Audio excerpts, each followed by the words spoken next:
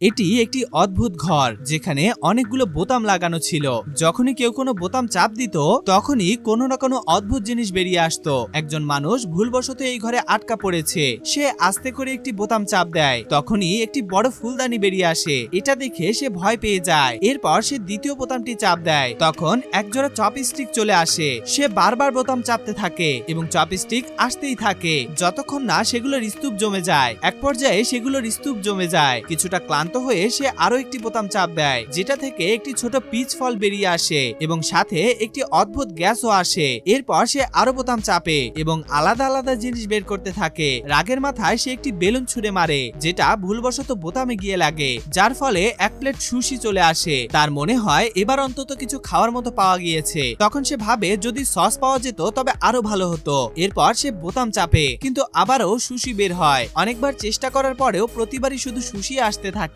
সে চিন্তা করে এটাই খেয়ে নেওয়া যাক। যখন সব সুশি শেষ হয়ে যায় তখন সে আবার বোতাম চাপ দেয় এবং এবার সস বেরিয়ে আসে। সে পরবর্তী বোতামটি চাপ দেয়, যেটা থেকে একটি 3D চশমা চলে আসে। চশমাটি পরার পর সে একটি ছোট্ট দেবদূত দেখতে পায়। তার মনে হয় হয়তো এটাই বাইরে বের হওয়ার পথ। সে আবার একটি বোতাম চাপ দেয়, তখনই লাইট ডিম হয়ে যায় এবং পেছনে একটি টাইমার চালু হয়ে যায়। সে ভয় পেয়ে যায় এবং তাড়াতাড়ি বোতাম চাপতে থাকে, কিন্তু তখনই বোতামগুলো গায়েব হতে শুরু করে। টাইমার শেষ হওয়ার ঠিক আগ মুহূর্তে তার মাথায় একটি বড় পিচ ফল এসে পড়ে। এরপর সে একটি বোতাম চাপে, যার কারণে তার পেছনে একটি দরজা খুলে যায়, কিন্তু সে খেয়াল করে না এবং দরজাটি বন্ধ হয়ে যায়।